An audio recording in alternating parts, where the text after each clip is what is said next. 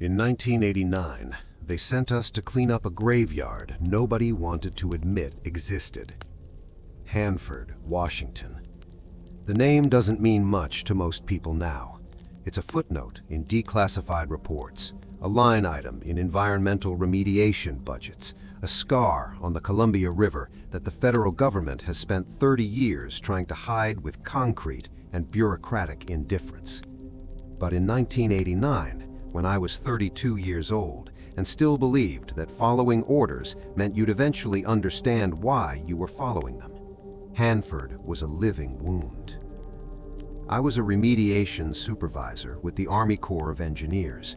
Not military, technically, but we worked alongside military contractors under military jurisdiction and operated under military clearance levels that meant we couldn't talk about what we found to our own families. The work was simple on paper: structural assessment of Cold War-era nuclear facilities, identify contamination, seal leaks, prepare buildings for long-term isolation. In practice, we were archaeologists of American guilt, piecing together what had been buried, what had been forgotten on purpose, and what had been sealed away so thoroughly that even the people who built the seals had stopped asking questions. The team that Wednesday morning in late October was 8 strong.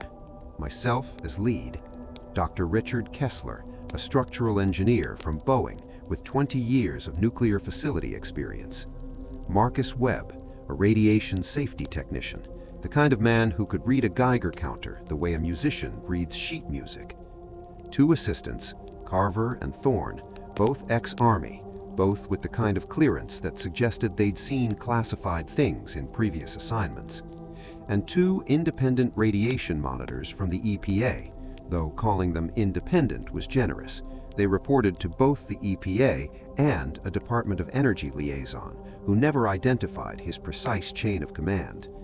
And 1 man, whose name I never learned, who appeared on the 3rd day of the structural survey and observed everything without writing anything down. We approached the sector via the Western Access Road. Hanford sprawls across nearly 600 square miles of sagebrush desert and contaminated soil. The road was lined with warning signs in English, Spanish, and Hanford's own internal symbolic language, the kind of radiation warnings that are supposed to communicate danger to people 100 years in the future who might not speak any recognizable language. Oak trees twisted from the poor soil. The sky was the particular gray of Pacific Northwest autumn, when the sun exists but doesn't warm anything. Our target was Building 221T, a plutonium production reactor that had been shut down in 1965. The official story was that it had been deemed obsolete, that newer facilities had rendered it unnecessary. The unofficial story, the one you pieced together from careful reading of half-redacted documents and the nervous way senior engineers changed the subject, was that something had gone wrong in 1964, something structural, something that couldn't be fixed without asking uncomfortable questions about the integrity of other reactors still in operation.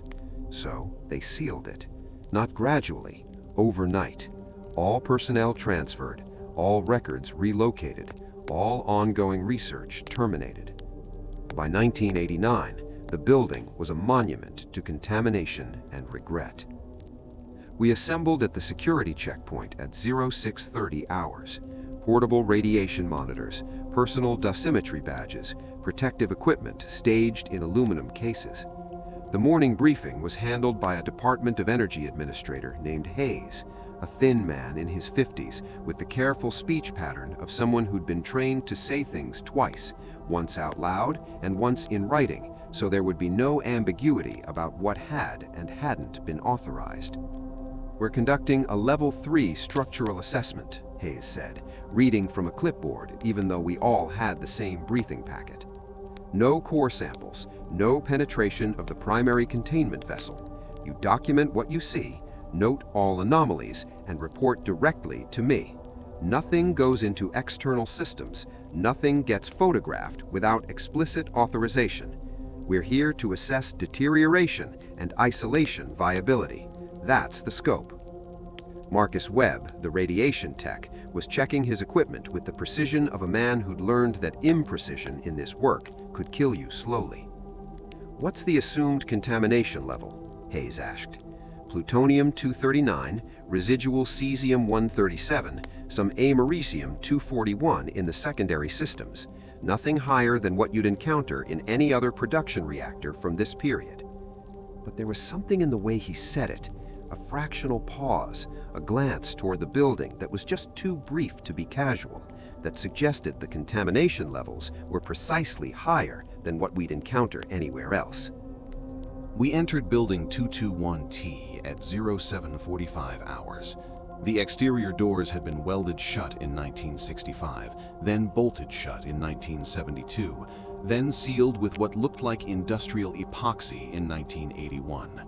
Our cutting team, 2 contract workers with plasma torches and federal authorization, spent 40 minutes burning through the barrier.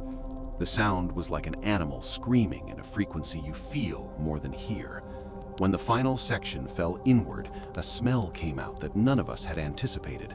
Rust and electricity and something organic, something that had been decomposing in sealed darkness for nearly 25 years. Marcus checked the air first. PRC-77 portable radiation monitor, calibrated that morning, running on fresh batteries. The readout showed baseline contamination, elevated from normal but not alarmingly so. What alarmed him was his face. I'd worked with Marcus for 3 years on various remediation projects. I'd never seen him go pale. "That's not right," he said, looking at the monitor, then at the open doorway, then back at the monitor. "What's not right?" I asked. "The reading should be spiking as we open the building. Worse, it should be diffusing. But it's constant. The contamination isn't spreading from the interior, it's being contained." Hayes stepped forward. He'd been standing back, observing, the way people do when they're trying to maintain plausible deniability about what happens next. "That's consistent with the sealed status," he said. "The structure held."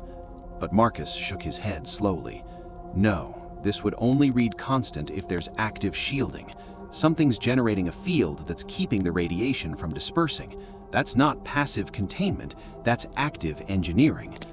The 3 of us, myself, Marcus, and Kessler, the structural engineer, exchanged looks that probably registered on whatever surveillance system was undoubtedly watching us from the perimeter fence. "Document it," Hayes said, "and let's proceed." The interior of Building 221T was a geography of abandonment.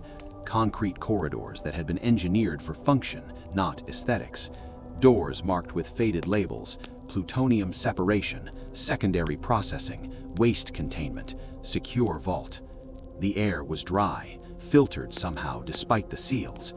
That was wrong. A sealed building for 25 years should have developed condensation, microbial growth, the smell of stagnation. This smelled like an active climate control system.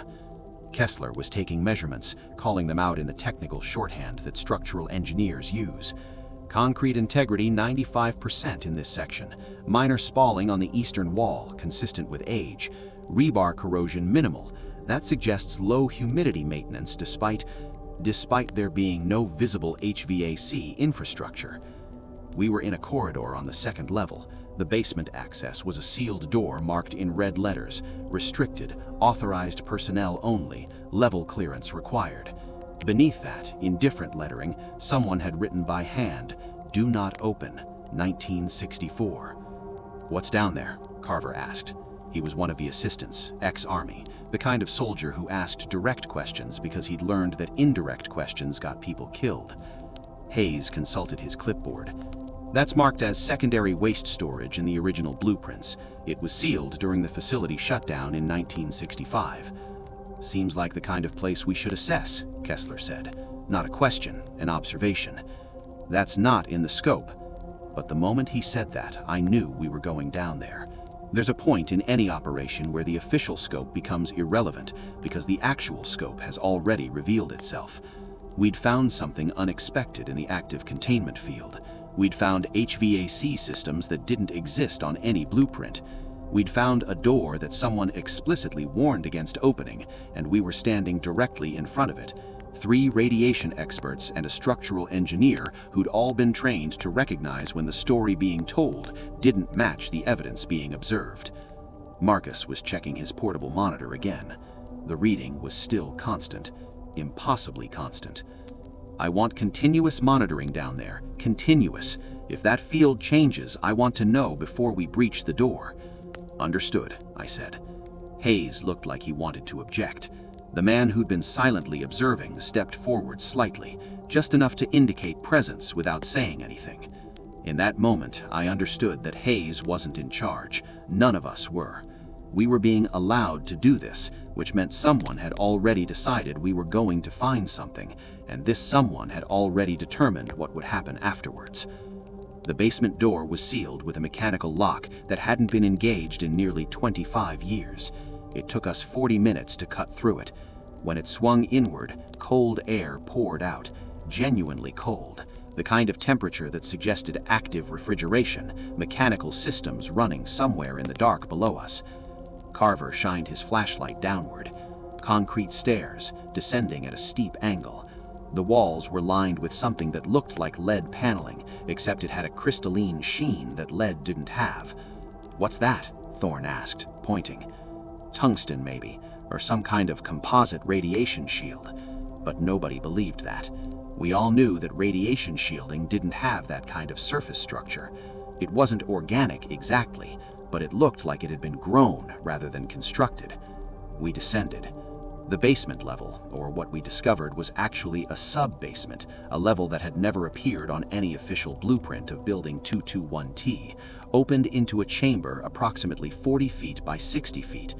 The walls were identical to the stairwell, that same crystalline lead tungsten composite, smooth except for a subtle pattern that might have been intentional or might have been the result of age and exposure to something corrosive. But it was the center of the chamber that stopped all of us. There were bodies, dozens of them, arranged in precise geometric patterns on the concrete floor, all wearing radiation suits that looked like they'd been manufactured in the 1950s, but none that matched any standard design I'd ever seen in my years working nuclear facilities. The suits were seamless, almost a single piece, with no visible seams or joints.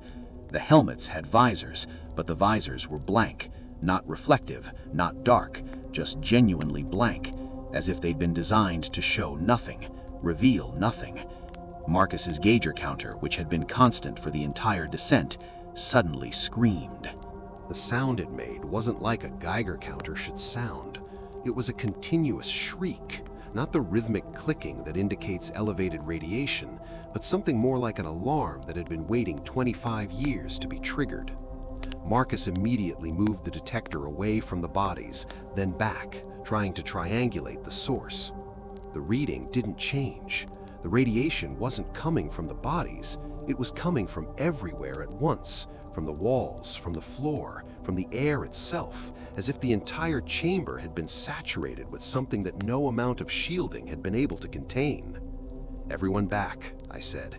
It wasn't a suggestion, it was a command born from every instinct I'd developed in 13 years of working contaminated sites. Back to the stairwell, now. But Kessler wasn't moving. He was staring at the bodies, at the precise geometric arrangement. They weren't random. They were laid out in a pattern that suggested intention. Concentric circles, with each body positioned at exact intervals. In the center of the innermost circle, there was something that looked like a sealed metal container, approximately 3 feet on each side, with no visible seals or joints. It looked like it had been carved from a single piece of metal. "Don't approach," Hayes said. His voice had changed. The bureaucratic tone was gone. What remained was something closer to fear. Nobody approached the center. "What is this?" Carver asked. His hand had gone to his hip, where he would have carried a weapon if weapons were allowed in contaminated nuclear facilities. That reflex, the instinct to have something to fight, told me that what he was seeing had triggered the same recognition in me that it had triggered in me. This wasn't a documented facility accident. This wasn't a containment failure from the production era. This was something else entirely. "This is outside the scope," Hayes said. "We're sealing the basement, we're leaving the building, we're reporting this to my superiors." You're sealing it? Marcus's voice had an edge I'd never heard before. You're sealing it knowing what's down here? I'm sealing it because of what's down here, Hayes said. I was still standing on the stairs, forcing myself not to look directly at the bodies anymore. What I'd seen in that first moment, the suits, the arrangement, the blank visors, had lodged itself in some part of my brain that kept trying to process what it meant. The suits weren't designed for protection from radiation. They were designed for something else. The design of the helmet visors, the seamless construction, the material that didn't match any industrial standard I'd ever encountered, it all suggested that whoever or whatever was wearing those suits had been engineered for an environment that wasn't standard. We need to document this, Thorne said. Photographs, video, samples. No, Hayes said. The word was final. We document nothing. We report directly to my superiors. We speak to no one else. We treat this as an ongoing, classified containment situation. How long has this been here? Kessler asked. He was still staring at the geometric arrangement, at the way the bodies were positioned with mathematical precision. I don't know, Hayes said, and that's the truth. I don't know. The basement wasn't in the original blueprints. It wasn't in any facility documentation I have access to. This is... He stopped. The man who'd been silently observing moved closer. Hayes looked at him, and whatever passed between them was enough for Hayes to stop mid-sentence. We're leaving. Now. Everyone back up the stairs, slow and controlled. Nobody runs, nobody panics. We go back to the decontamination station, and we report this to the chain of command.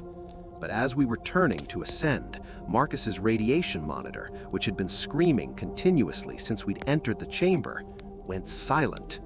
Not quiet, silent, as if it had been switched off.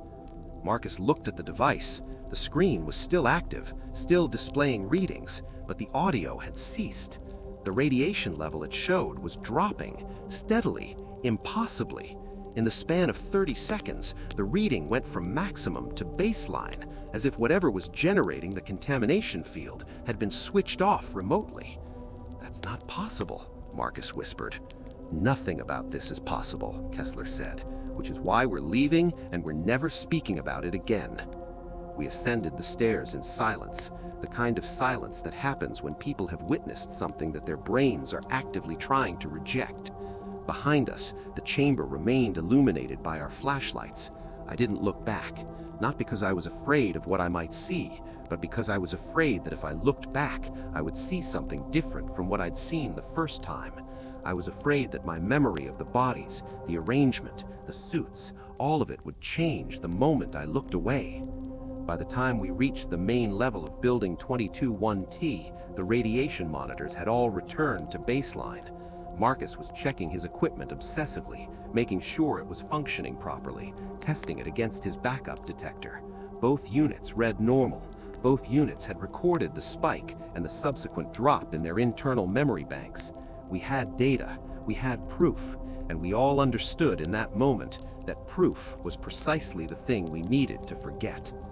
The decontamination process took 2 hours. We stripped, we were scanned, we showered, we dressed in clean clothing provided by the facility. Throughout the entire process, nobody spoke. The EPA monitors didn't exchange glances. Carver and Thorne maintained professional distance. Kessler stared at the wall like he was trying to solve an equation that had no solution. By 1400 hours, we were in a briefing room in the administrative building. Hayes was on a secure line with someone. We could hear his voice, professional and controlled, giving coordinates and descriptions, but we couldn't hear the voice on the other end.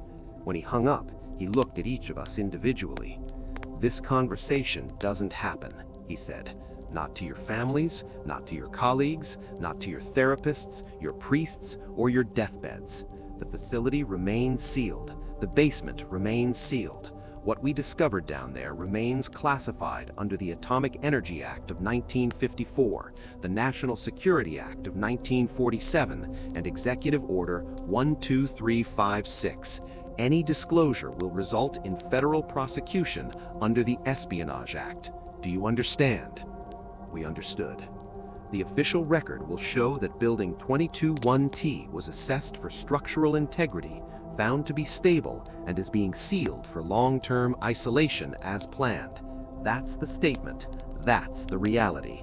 That's what happened today. Marcus raised his hand slightly, like a student asking for permission to speak. What were they? He asked. The bodies? What were they? Hayes looked at the silent observer, who gave an almost imperceptible nod. Personnel, Hayes said. Classified personnel, authorized to be in that facility, authorized to undergo procedures that are not part of this briefing. When? Kessler asked. 1964, Hayes said, the same year the facility was shut down for operational reasons. How many? I asked. 47, Hayes said, according to the records that were filed with the facility when it was sealed. But there were more than 47 bodies in that chamber. I'd counted. In that moment of shock and horror, some part of my military training had kicked in, the same training that makes you count enemy combatants even when you're terrified, the same training that makes you note exits and sight lines when you're in an ambush. I'd counted 54 bodies, maybe 55. The geometric arrangement had made it difficult to be precise, but I was certain there had been more than 47. I didn't say that. None of us did. We left Hanford that evening in a Department of Energy vehicle, driven by a contractor who didn't speak, along a road that seemed longer going out than it had coming in. By the time we reached the interstate, the sun had set behind the Columbia River, and the sky had taken on that particular shade of gray that means rain is coming, but it might take hours to arrive. Kessler sat next to me in the back seat.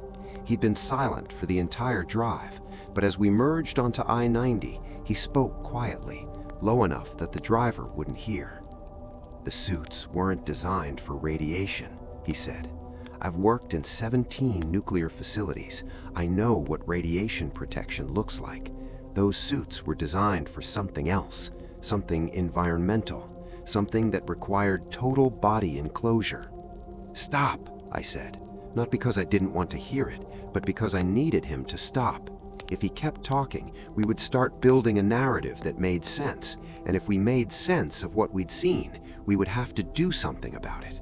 Silence was the only survival strategy available to us. He understood. He stopped talking. I didn't sleep that night. I was billeted in a motel in Spokane, in a room that had the particular staleness of a space that had been kept clean but unoccupied. I lay in the dark and tried not to think about the bodies, the suits, the blank visors, the geometric precision of the arrangement. I tried not to think about what the radiation spike meant or why it had stopped the moment Hayes had been on the phone. I tried not to think about the fact that we descended into a basement that didn't exist on any official blueprint, and that the federal government was now classifying our knowledge of that basement at a level that made it illegal for us to acknowledge it existed. Around 0300 hours, I got up and called my wife. It was a violation of the security briefing. It was also necessary. I needed to hear a voice that existed outside of Hanford, outside of the chamber, outside of the compact of silence that Hayes had imposed on all of us. I'm in Spokane, I told her. The job went long. I'll be home tomorrow. Is everything okay? She asked. She'd learned in 13 years of marriage that while I called at 3 in the morning, something had happened. Everything's fine, I said. Just wanted to hear your voice. After we hung up, I sat in the dark motel room and understood something that I've carried with me for 37 years. There's a particular kind of loneliness that comes from knowing something you can never tell anyone. It's not the loneliness of isolation, it's the loneliness of presence, being surrounded by people, talking to your family, living your life, and knowing the most significant experience of your existence has to be carried alone, like a tumor that's too small to kill you, but too large to ignore. By the time I got home to Corvallis, Oregon, the paperwork had already begun. I received a letter from the Department of Energy legal office officially notifying me that I had been briefed on classified materials and that any unauthorized disclosure would result in criminal prosecution. I received another letter, this one from a firm I'd never heard of that seemed to be a combination law firm and government contractor, offering me a consultation fee of $47,000 for my work on the Hanford remediation project. The fee was significantly higher than standard government contracts, and the letter included a non-disclosure agreement that was so comprehensive it essentially covered every aspect of my employment, my observations, my thoughts, and my future statements about the project. I signed it. We all signed it. Marcus Webb took a job with a private radiation consulting firm in Portland. He sent me a Christmas card that year, just his name, no message, no signature. Kessler returned to Boeing and worked on classified aerospace projects for the remainder of his career. Carver and Thorne disappeared from the professional network I moved in. I tried to look them up years later and discovered that their backgrounds had been scrubbed, not literally erased, but made inaccessible in a way that suggested they'd been absorbed into a different kind of government work. The EPA monitors whose names I'd learned during the briefing never appeared on any EPA roster I could find, despite my attempts to verify their employment. Hayes remained with the Department of Energy. I'd see his name occasionally in internal memoranda about facility management and contamination remediation. He retired in 2001. In 2004, I discovered a brief obituary in a newspaper database. Died of complications from cancer, age 67, no further details provided. The silent observer was never identified. I've spent 37 years trying to remember what he looked like, whether he'd said anything I'd missed, whether he had any identifying characteristics that might have helped me understand who he represented. He exists in my memory as an absence, a figure defined entirely by what he didn't do, what he didn't say, what he refused to reveal. Building 221T was eventually demolished in 2004. The demolition was documented in internal reports that were available through FOIA requests and which I obtained 20 years later. The reports noted that the structure had been found to be in good condition, with no evidence of the contamination or structural degradation that the original 1989 assessment had predicted. The building was demolished as a cost-saving measure. It was cheaper to destroy it than to continue monitoring and maintaining it. There was no mention of the basement. There was no mention of the bodies. In 2003, I was attending a professional conference on nuclear facility remediation in Denver. During a break in sessions, I was approached by a woman I'd never met. She was in her 50s, wearing a conference badge with a name I didn't recognize, representing a consulting firm I'd never heard of. She positioned herself next to me at the coffee station and spoke without looking at me. The facility was sealed because the experiment failed, not because of the contamination, because of what happened to the personnel. I didn't respond. I didn't even look at her, but I listened. They were volunteers, recruited from military populations. The radiation wasn't the danger. The radiation was the control. The suits protected them from the environment, but the environment wasn't external. It was internal. They were being exposed to sustained low-level radiation while their physiology was being monitored. The geometric arrangement you saw, that wasn't post-mortem positioning. That was how they died, simultaneously, all of them. "Stop," I said. The word came out more like a plea than a command. She set down her coffee cup and walked away. I never saw her again. I couldn't tell if she was real or if it was some kind of hallucination my brain had constructed to fill in the blanks that the silence had created. Over the years, I've convinced myself that she was real. It's the only way to make sense of how specific her statement was, how it filled in gaps that I hadn't consciously articulated, but had been aware of nonetheless. In 2007, Marcus Webb died in a car accident in Portland, single-vehicle collision with a bridge support. He'd been driving in broad daylight on a familiar road in conditions that didn't justify loss of control. The police report suggested mechanical failure, but mechanics who examined the vehicle afterward couldn't find any defect that would have caused the accident. He was 50 years old. He left no family, no beneficiaries, no estate.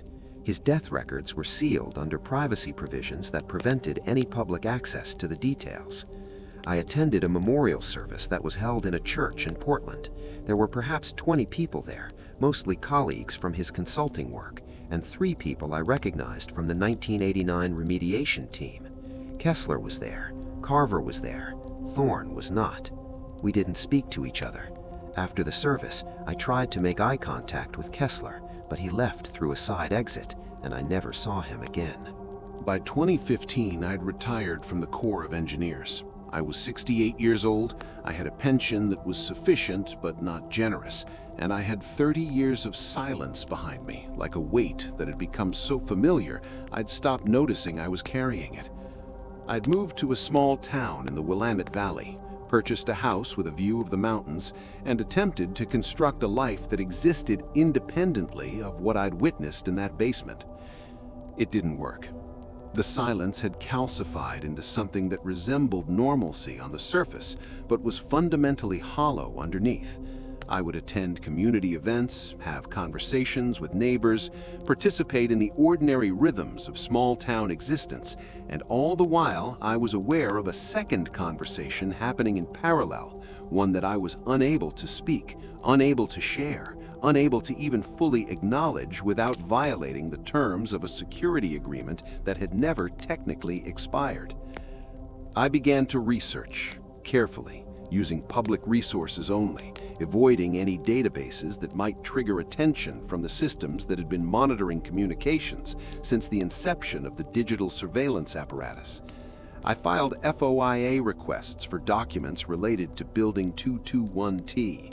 The responses came back heavily redacted, with entire sections blacked out under various classification statutes.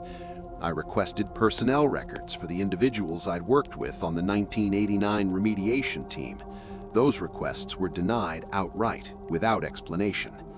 I attempted to contact Kessler. His last known address from a professional directory dating to 2008 led to a house in Bellevue, Washington. The house was vacant. A neighbor told me he'd moved away in 2009, no forwarding address provided.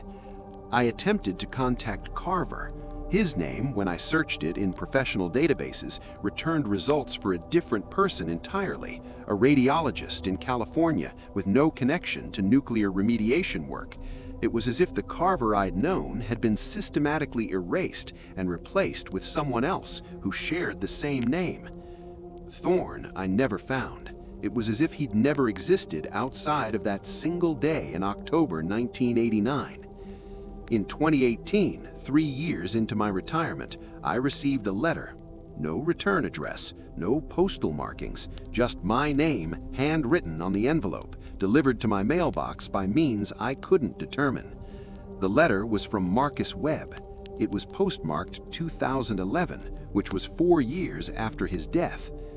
The letter was brief, written in Marcus's handwriting. I recognized it from notes he'd scrawled during the 1989 remediation. It said, "If you're reading this, it means someone has made the decision that you should know. The radiation wasn't the experiment. The radiation was the weapon.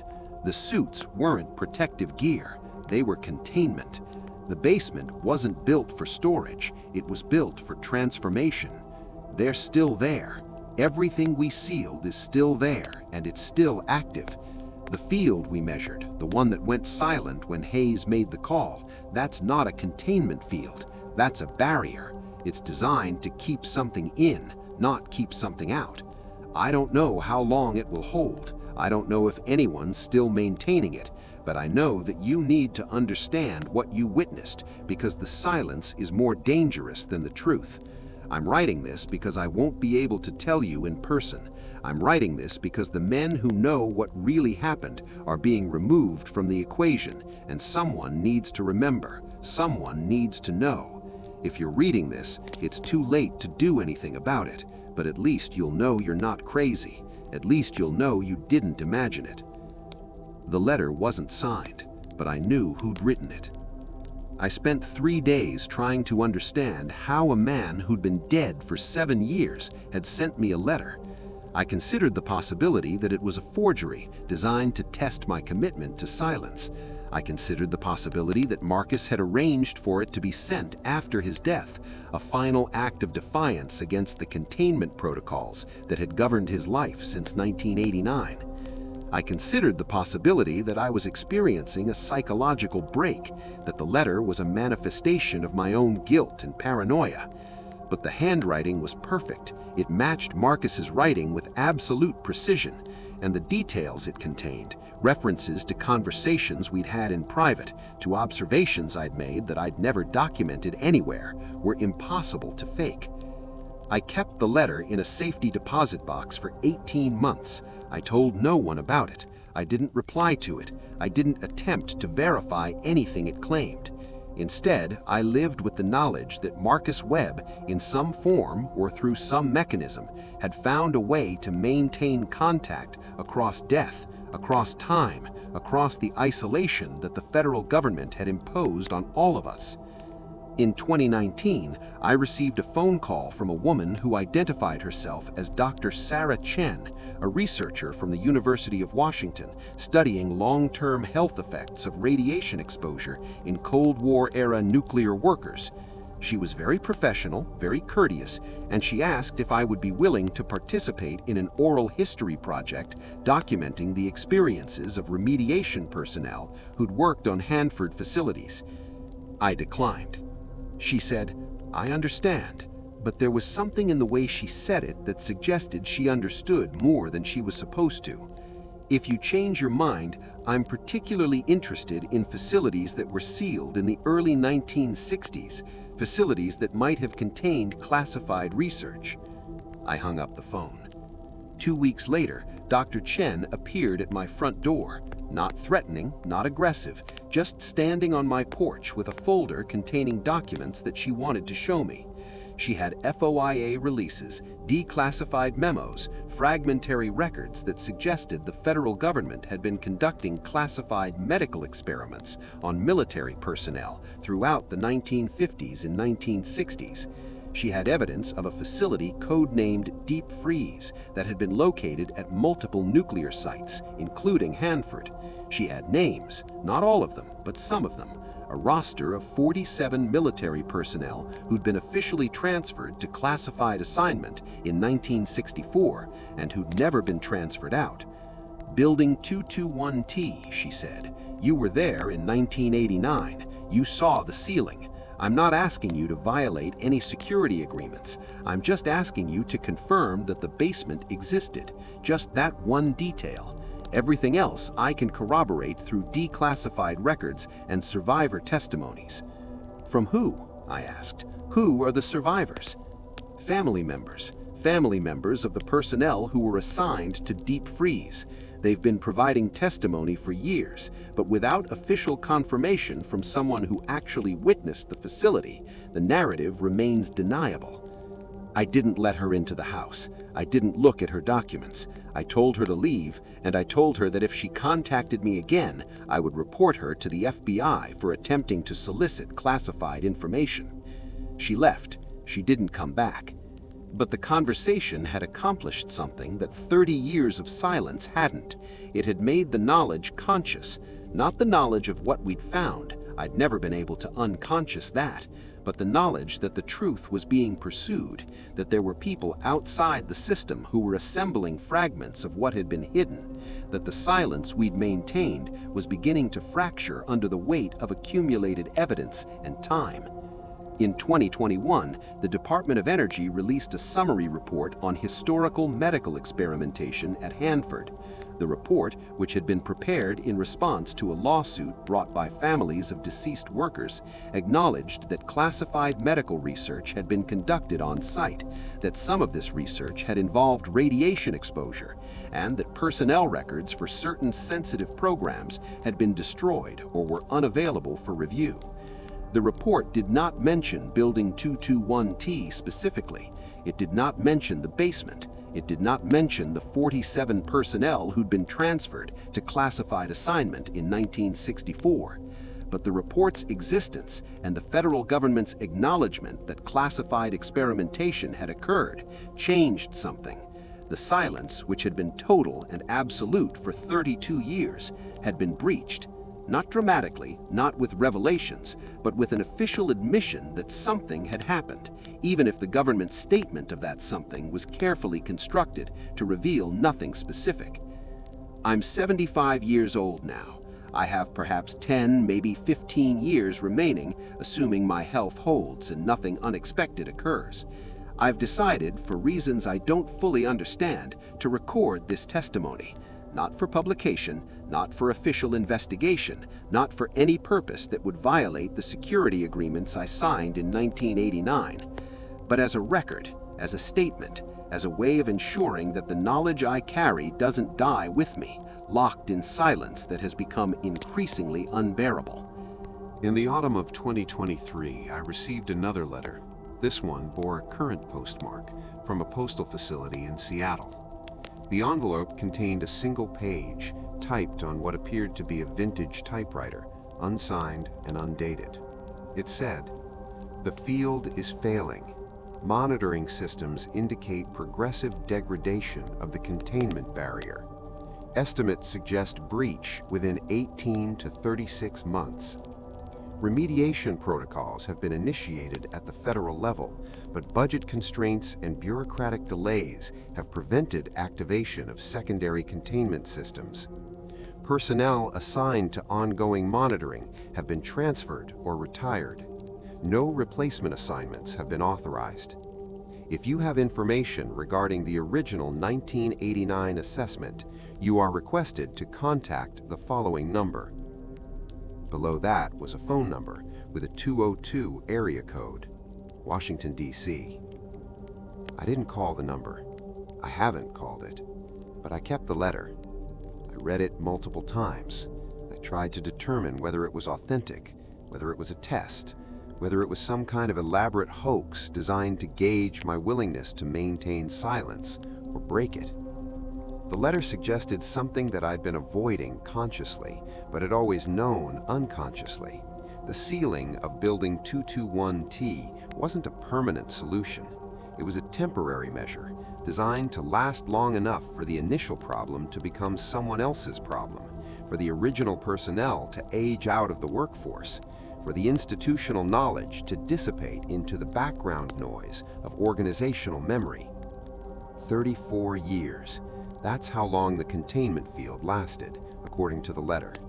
34 years before the radiation barrier began to fail, before whatever was being contained started to press against the boundaries of its confinement, before the federal government was forced to acknowledge that the solution it had implemented in 1989 had an expiration date.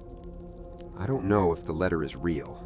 I don't know if the containment field is actually failing, or if this is some kind of test designed to determine whether I'll violate the security agreements I signed by attempting to contact federal authorities. I don't know if the federal government is aware that I've received this communication, or if it's coming from someone outside the official system entirely. What I do know is that the silence has finally become active instead of passive. It's no longer just the absence of truth.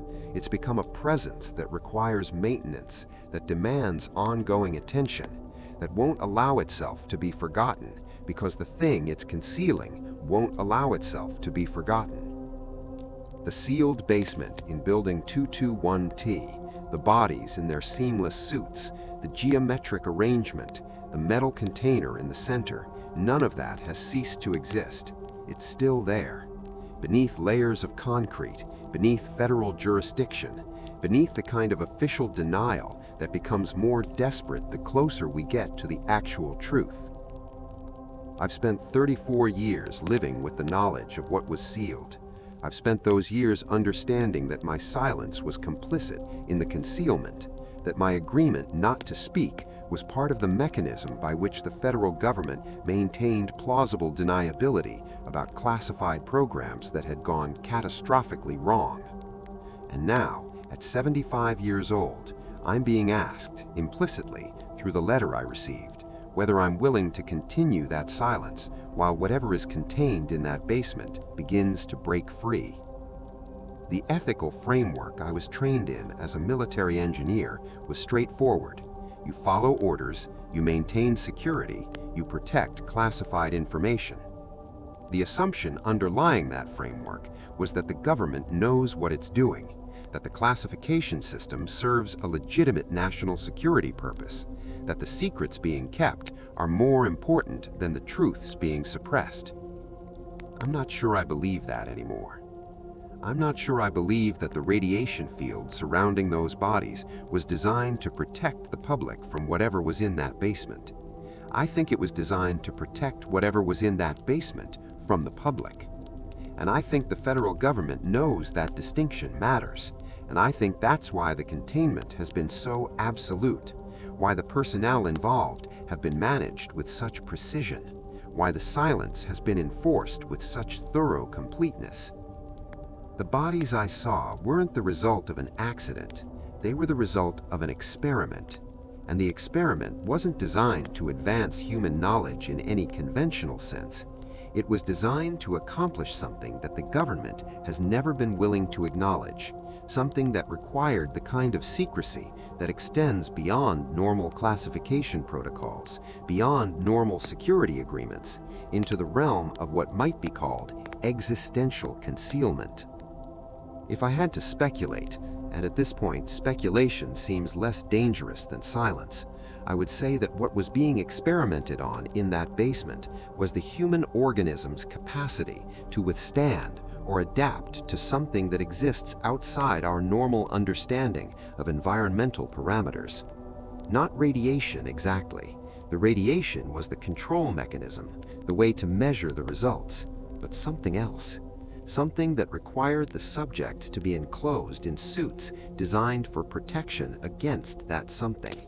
Something that, when introduced to human physiology, caused simultaneous failure across multiple organ systems, resulting in the deaths I witnessed arranged in geometric precision on the concrete floor.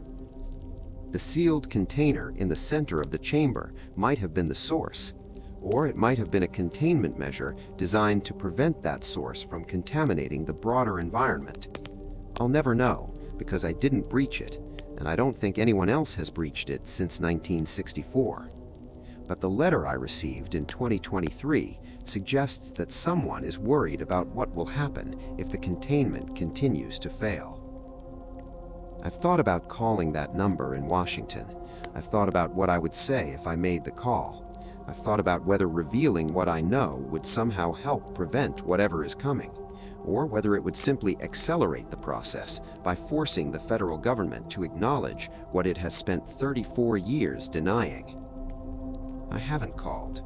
Instead, I've spent the last few months documenting this testimony, writing it down, recording it, creating a record that exists independently of any official system that can be discovered after I'm gone, that might provide context or evidence or explanation for what happened in Building 221T and what might still be happening there. If you're hearing this, then that record has escaped the containment I've kept it under. It's been released into a larger context, discussed in ways that I haven't authorized, possibly used as evidence for something that I can't predict or control. I don't know if that's a violation of the security agreements I signed. At this point, I'm not sure I care. What I care about is that the truth exists somewhere outside of silence, that the bodies I saw, the suits they wore, the geometric arrangement that suggested intention, all of it means something. That meaning has been systematically suppressed, but suppression isn't the same as elimination. The truth persists. It persists in the sealed basement. It persists in the degrading containment field. It persists in the letter I received from someone who understands that the temporary solution implemented in 1989 is failing. And perhaps most importantly, it persists in the memory of the people who were there, who witnessed the unsealing, who saw evidence of a classified program that exceeded the boundaries of conventional ethics and conventional science. I don't know what will happen when the containment field fails completely. I don't know whether the federal government has prepared for that eventuality, or whether they've simply accepted that it's inevitable and are waiting to see what emerges when the barrier breaks.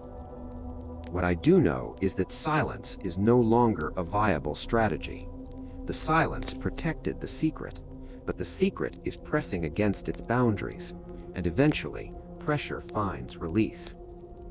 I'm leaving this testimony as a record, not as an accusation, not as a demand for investigation, but as a statement, a witness account, a documentation that what I experienced in Building 221T was real, that it was significant, and that it remains relevant to the present moment in ways that I can't fully articulate. If you work in nuclear facilities, if you encounter anomalies in radiation fields, if you discover personnel records that don't match official narratives, if you see sealed basements that shouldn't exist on any blueprint, trust your instincts. Document what you observe, and understand that the silence you're being asked to maintain is part of a larger architecture of concealment that extends far beyond any individual security agreement. The federal government will tell you that classification serves national security, that silence protects public safety, that the secrets being kept are more important than the truths being suppressed. I spent 34 years believing that. I no longer believe it. What I believe is that there are things being contained beneath our infrastructure, things that were the result of experiments that went wrong, things that required the kind of absolute secrecy that only federal authority can impose, and things that continue to press against their containment, continue to demand acknowledgement, continue to resist the silence that has been imposed upon them. This is my testimony. It's all I have. It's all anyone in my position can offer. The rest is in the hands of whatever comes next.